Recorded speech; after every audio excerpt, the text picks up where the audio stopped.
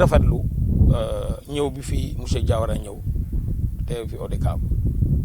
jógee Thiès ñëw ba fii wane volontéem tey jii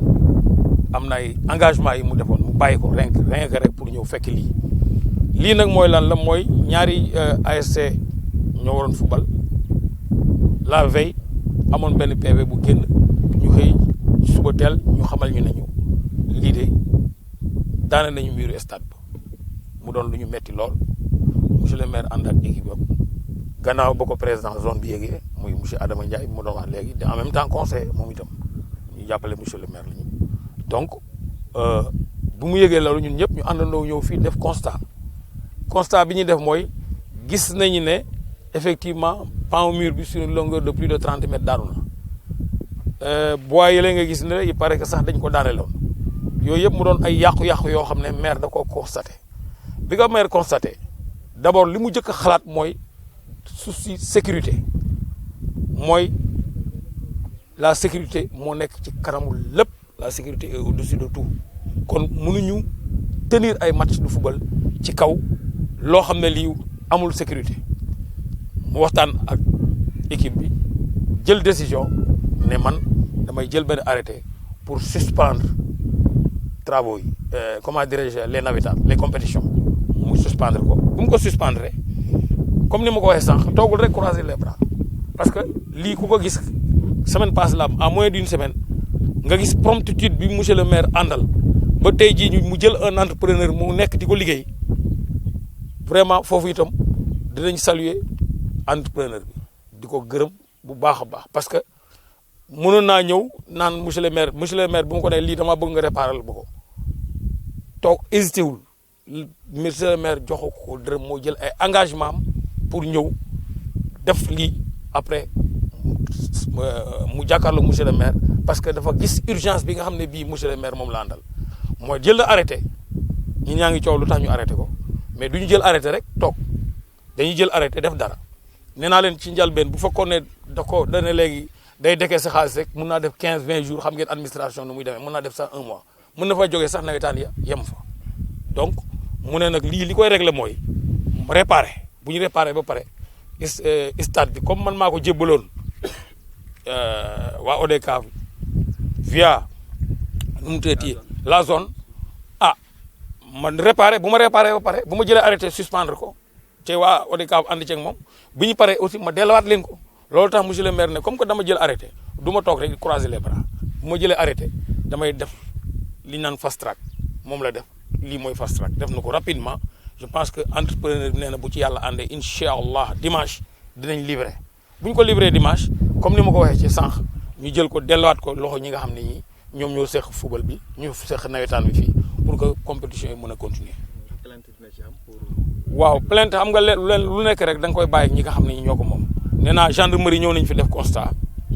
bi ñu defee constat ba pare dem nañu je pense que enquête dina ci topp je pense que ñi nga xam ne ñii ñoom la affaire bi gën a soxal mooy président zone bi soxal na ko parce que ci organisation ñaari rencontre yi ci la lii amee parce que ñoom ñoo doon organiser la mairie n'a pas organisé waaye c'est vrai que aussi que la mairie la ñu yàqal waaw mairie la ñu yàqal parce que stade bi maire moo ko jël teg ko ci seen loxo de toute façon yaakaar naa ne ci fan yii di ñëw fan yu gàtt affaire bi dina am dénouement ndax li tax mu war a am dénouement lii nii moom mënut a jàll xam naa ne waa ODCAV xam ñoo ma gën a xam li ma wax ndaxte sànq rek maa ngi ko dégg ci biir wax muy wax ne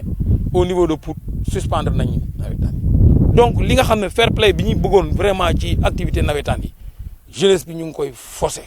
ñu ngi forcer l'esprit de fair play donc lii nii bu ñu ko saytuwul ba xam ñi ko def ñu punir leen ëllëg day amaat te loolu ñu loolu lañ ciy bañ donc ndax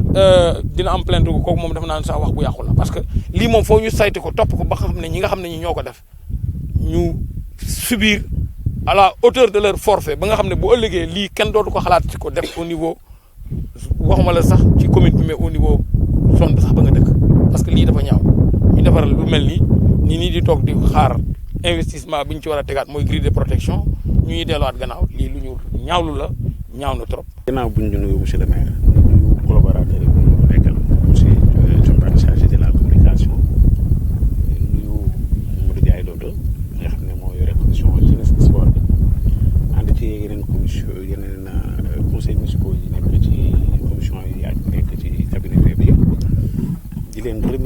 ci taxawaay bi ñu am bi nga xamante ni xëy nañu suba ñu constaté lii le maire moom ci boppam ànd avec ses conseillers ànd ci avec les responsables de la zone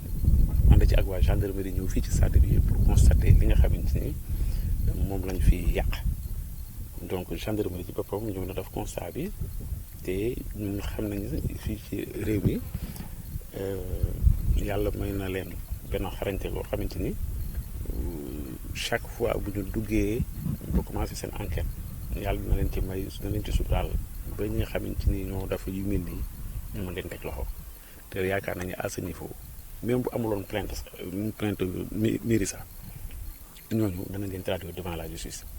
mais ñun nga xamante ni nag ñun ñooy nawetaan ñun yoon may nañu ci suñu charte mu tëddee ñu tëjee benn commission d'enquête saytu ko ba xam ba gis ñi nga xam ne ñoo def lii la ca yoon wax yëpp ñu teg leen ko mais di remercier aussi l'équipe municipale donc le maire mi nga xamante ni ak ses conseillers ñoo jël initiative ci benn laps de temps mercredi la ñu amoon réunion comité directeur ODCAV Thiès bi ngi ñëw ci la ñu jébbal arrêté donc de suspendre les activités au niveau du terrain de Kër Moussa du stade municipal Samba Ndiaye de Kër Moussa waaye bi ñu ko jotee apprécier nañu ko parce que xam nañu lan mooy sababu arrêté bi mais da ko daful arrêté rek toog mais dafa arrêté ba pare accompagner arrêté bi dem engagé entrepreneur xamal ko ni moom sabab mooy lu mu gën a gaaw nañu defaraat terrain bi li ci yàqu ñu defaraat ko donc tey bi ñu demee rencontré waa municipal ànd ceeg waa zone bi ba ñu tënk lañu fay tënk bi ñu ñëwee donc dañoo invité pour ñu ànd ak ñoom xool fii état des lieux avancement travaux yi fu mu toll ñu nekk ak entrepreneur bi vraiment rafetul liggéey bu baax parce que constaté naa sax ni liggéey bi moom moo gën a set sax li fi jotoon a am te donc lu war ni rek ni lii ku ko def donc déployer des moyens aussi colossaux que ça pour defar lu demee nii kooku ñi tax ngay def loolu ñor nañu la donc loolu ci loolu la ko ODCAV di ko remercier parce que ñun de en tout cas xam nañ ni du mosuñu ko solliciter pour mu accompagner les zones yi nekk Kër Moussa te defu ko moo xam zone 8D bu suun bi la moo xam 8A bu Kër Moussa bi la wala même ci ay activités ODCAV bu ñëw teew ci te donc bëri nañu ay maire waaye moom mun nañ la feddali di bokk na ci raaru maire yi nga xamante ne wax dëgg yàlla mu ngi taxawu jeunesse am mu ngi taxawu en tout cas le mouvement navétane dans le département. Je vais d'abord commencer par condamner cette action qui nous a réunis ici aujourd'hui parce que quand on parle de mouvement navétane, je pense qu'on doit mettre en jeu ce qu'on appelle le fair play. Et je vais vous donner, comment dirais-je, une anecdote. Ce que le maire avait coutume de dire, vous savez que le maire, depuis 19 ans nous sommes là, il n'a jamais voulu organiser ce que les gens appelaient la coupe du maire. Pourquoi? Parce qu'il avait vu que la violence avait pris des proportions inquiétantes. C'est pourquoi il avait fait un recul. Et quand le président de la commission sport et le conseil municipal se sont réunis, cette commission, ils ont convaincu le maire à reprendre, à commencer à faire ce qu'on appelle la coupe du maire. Je pense que nous sommes à notre 4e édition, si je ne me trompe. Donc, je pense que ça donne raison à M. le maire. Maintenant, pour revenir sur le sujet qui nous réunit ici aujourd'hui, je profite de l'occasion pour d'abord saluer à ma droite la présence de M. Diawara, le président de l'ODCAV de Thiès, et derrière moi, M. Adama Ndiaye, président de la zone, à ma gauche, M. Mamoudou Ndiaye Lote, président de la commission jeunesse et sport. Cette information, nous l'avons reçue la semaine dernière, quand on nous a réveillé tôt le matin pour nous dire que vraiment, notamment des gens, je peux dire, parce que je l'appellerai X, on ne sait pas encore qu'est-ce qui est à l'origine de ça, ont saboté le stade Samba Ndiaye, comme vous venez de le dire tout à l'heure. Immédiatement, le maire et tous ceux qui sont concernés sont venus sur place pour constater de visu les dégâts. Vraiment, on avait un grincement du cœur parce que tout ce que monsieur le maire Mohamed fait pour sa jeunesse, vraiment, il ne devrait pas être récompensé de la sorte. Qu'est-ce qu'il voulait? Que les jeunes fasse toutes les compétitions dans un esprit de fair play. Alors, immédiatement, qu'est-ce que le maire a fait? Pour des raisons de sécurité, le maire a contacté les personnes indiquées pour prendre un arrêté. Et cet arrêté, on l'a pris pour deux choses. D'abord, il faut prendre cet arrêté pour mieux réfléchir, pour voir quelles sont les causes de cet incident. Et de deux, il faut le faire pour que, plus rapidement possible, le maire prenne des dispositions pour la réparation vraiment de ce qui a été endommagé. Et vous n'êtes pas sans savoir que l'administration ou bien la mairie ne fonctionne pas comme ça. Parce que si on avait attendu, comment dirais-je, la délibération du conseil municipal pour sortir de l'argent, ou bien le maire solliciter le trésor public pour sortir de l'argent, on n'en serait pas à ce niveau de réalisation aujourd'hui. Donc le maire, conscient de sa jeunesse, conscient aussi que son bon vouloir, son vœu, c'est de voir cette compétition se terminer en bonne et due forme. Il a mis les gros moyens pour engager un entrepreneur qui est là, que j'ai présenté tantôt,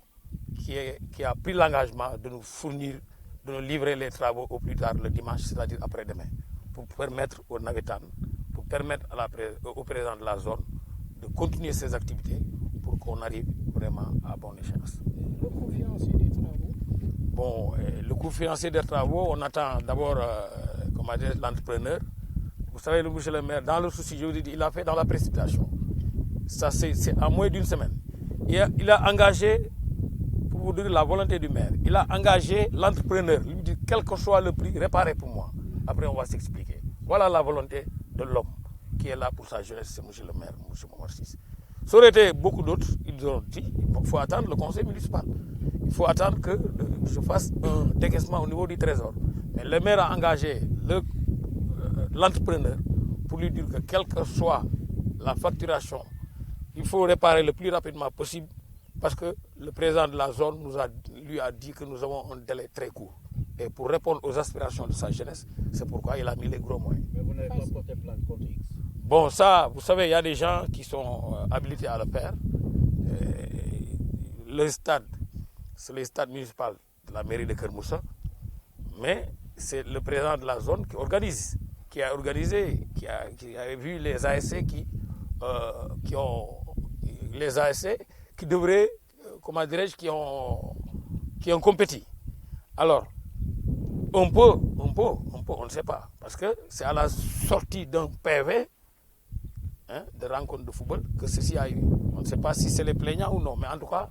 on ne sait pas encore qui est à l'origine de ça. Maintenant, on va faire une enquête.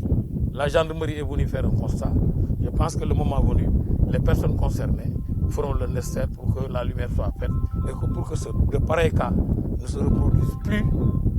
dans notre commune.